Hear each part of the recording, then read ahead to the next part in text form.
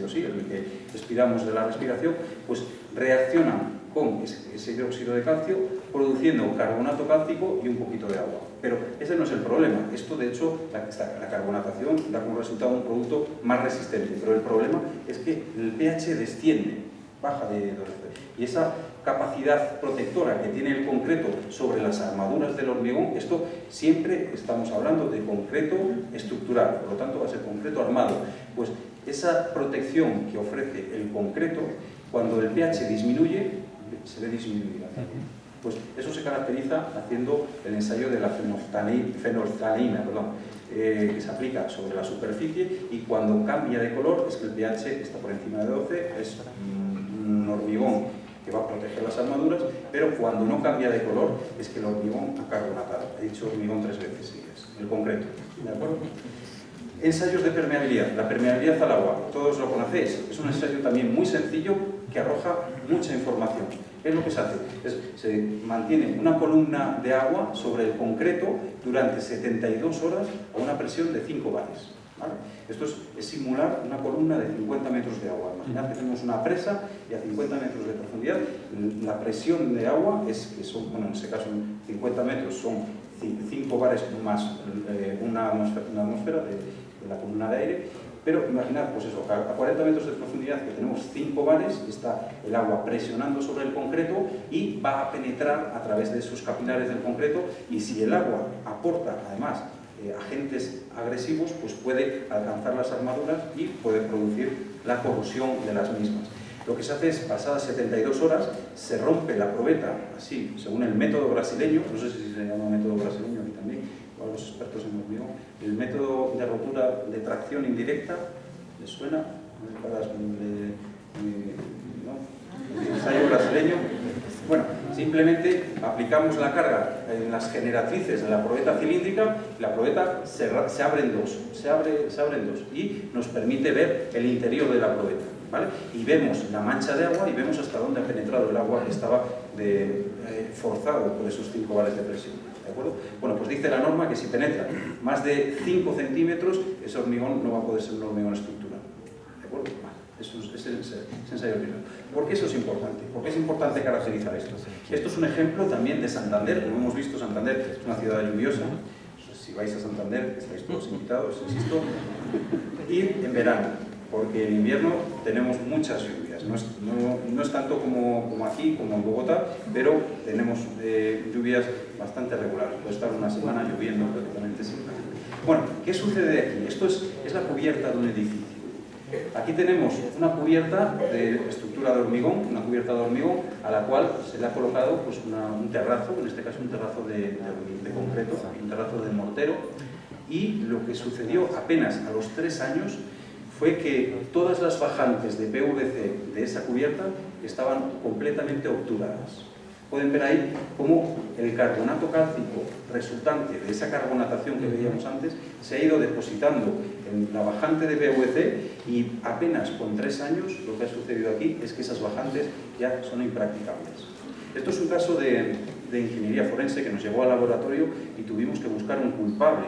A veces nos toca desde la universidad intentar ser imparciales y buscar quién tiene la obligación de reparar esto, ¿no? Es un poco el lado de servicio que nos vemos obligados a prestar a la sociedad. En este caso había 3 tipos de concreto, o 3 tipos de mortero. Cuando el mortero se entiende, ¿verdad? El mortero es el concreto, pero con árido más fino. Aquí teníamos el concreto del forjado, ¿de acuerdo? Teníamos un concreto que se había utilizado, un mortero, como os he dicho, que se había utilizado para la unión de ese terrazo, se dice terrazo también, una baldosa artificial de mortero, ¿vale? Y esa baldosa artificial de mortero tenía a su vez 2 morteros. Uno, el mortero de piso, ese verdoso que se ve ahí, ese un poco de mejor calidad, y otro más vasto, que era el de la parte inferior, pues que lógicamente, pues, para dar volumen se utiliza un mortero más económico, con menos cemento, pero que en este caso era el que estaba dando este problema. Ese mortero no era suficientemente durable, por decirlo de alguna manera, y el agua de la lluvia, en Santander, insisto, llueve, pero solamente en invierno, se van en verano. El verano allí es julio, agosto, septiembre, hasta el 21 de septiembre. Entonces, lo que sucedía, que ese agua, que era un poquito ácido, estamos en una ciudad, disolvía ese carbonato cálcico y se iba depositando con el tiempo en las bajantes, ¿vale? Es un caso de una patología debida a un concreto pues, que no estaba muy bien diseñado.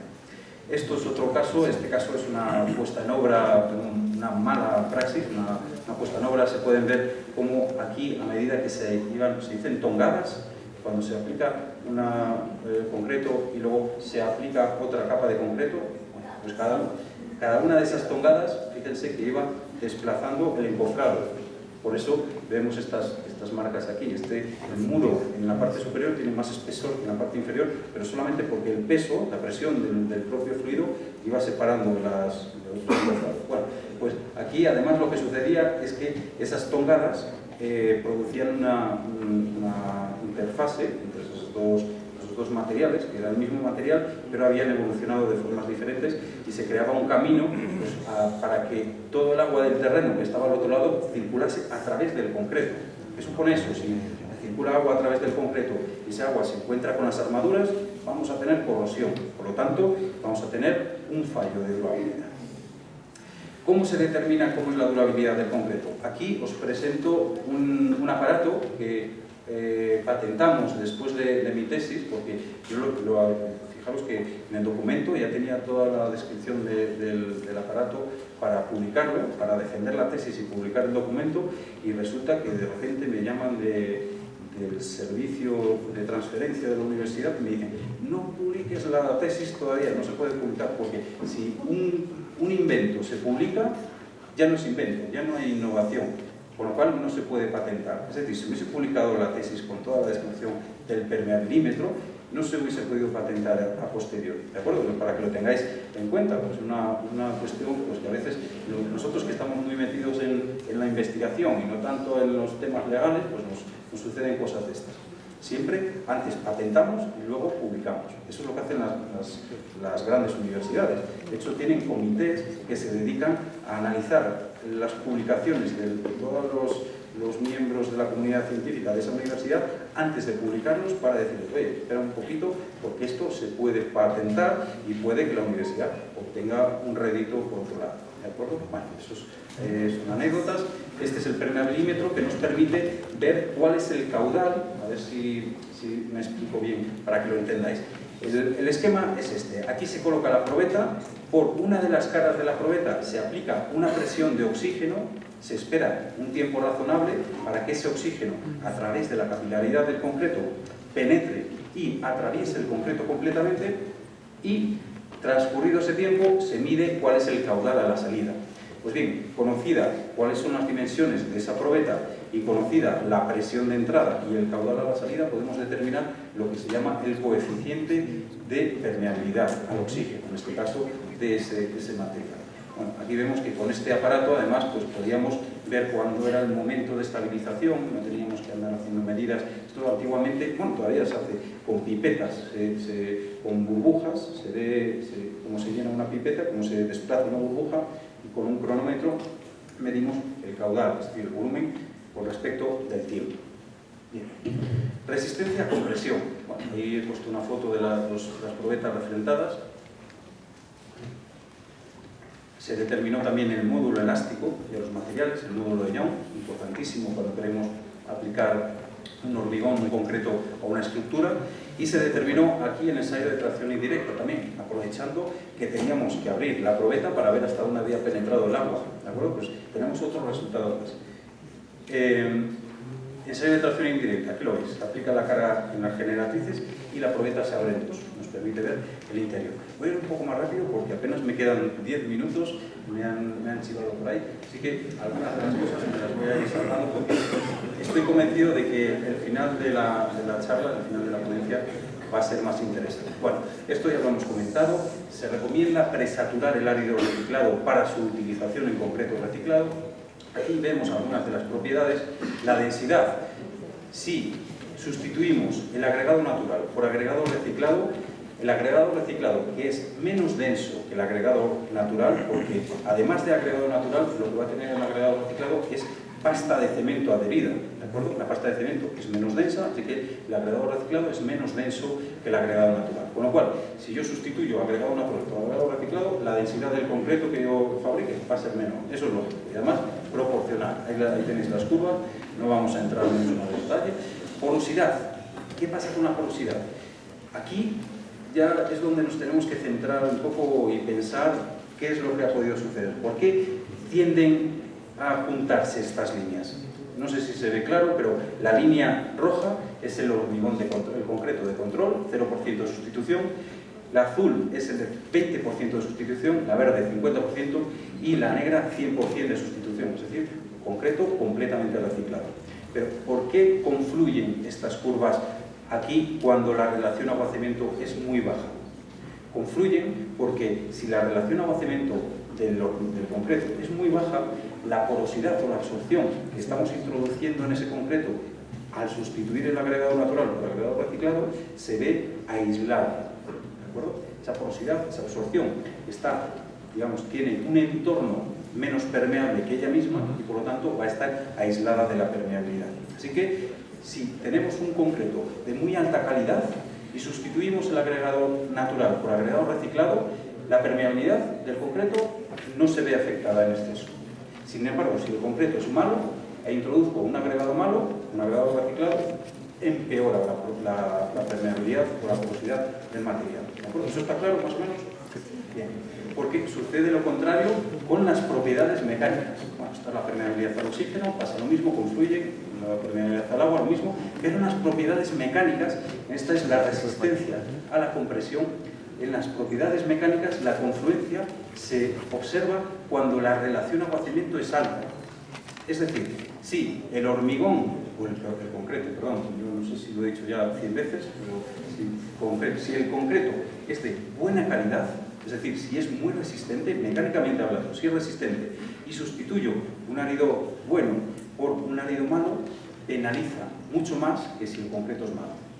¿De acuerdo? Aquí lo que va a suceder es que el eslabón más débil va a ser el agregado. Entonces, si yo introduzco agregado reciclado, que va a ser peor que el agregado natural, la resistencia va a bajar en mayor cuantía que si el agregado que si el concreto es de baja calidad.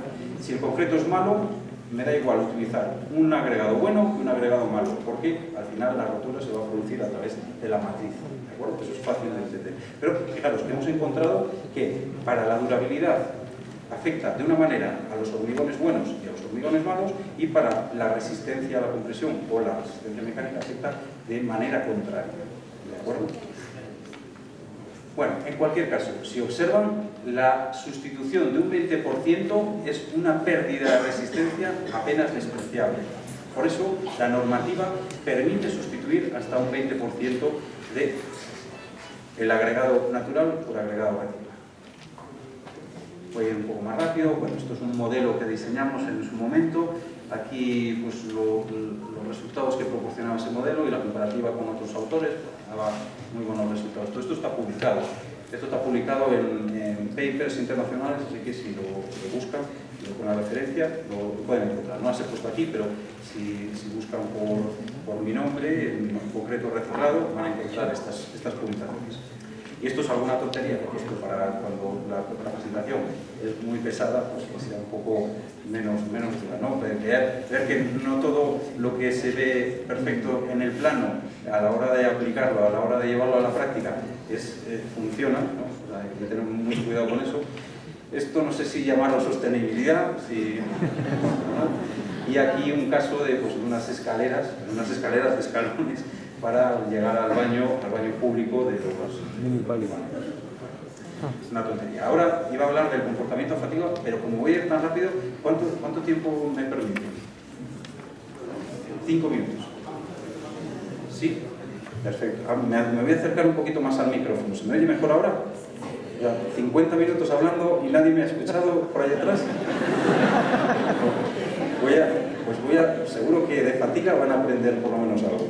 Comportamiento a fatiga. ¿Cómo se determina el comportamiento a fatiga del concreto? En concreto, del concreto reciclado en este caso. Pues vamos a aplicar ciclos de carga entre un nivel de carga mínimo y un nivel de carga máximo. Tampoco quiero que se me acople, porque tengo otro micrófono aquí. Entonces, aplicaremos cíclicamente esas cargas, de forma que la curva que van a tener, esa fuerza con respecto del tiempo, es de tipo senoidal, ¿vale? Esta es la curva de Wöhler, no sé si seguramente que todos la conocen. La curva de Wöhler indica que pues, si la probeta rompe con un solo ciclo, tenemos la resistencia nominal del concreto, y si podemos aplicar más ciclos, resulta que esa tensión máxima que podemos aplicar se ve disminuida, ¿de acuerdo? Hasta llegar a un punto en el cual podemos aplicar infinitos ciclos. Es como si yo aplico con un dedo aquí infinitas veces una fuerza. Yo nunca voy a hacer un agujero aquí, aunque estoy yendo al gimnasio, no voy a hacer un agujero aquí. ¿De acuerdo? ¿Qué sucede? Que siempre la fuerza que yo aplico va a ser menor que el límite de fatiga. El límite de fatiga es ese valor de tensión o de fuerza, dependiendo de lo que estemos analizando, que por debajo del cual puedo aplicar infinitos ciclos que no va a pasar nada. Ese es nuestro objetivo, el límite de fatiga. Bueno, preparamos las probetas para ver su deformación y aplicamos dos métodos. El primer método es el método Staircase. Requiere de hacer 10 ensayos, ¿vale? Para determinar el límite de fatiga mediante este método, 10 ensayos. Lo voy a explicar con el dibujo, que seguramente que se entienda mejor.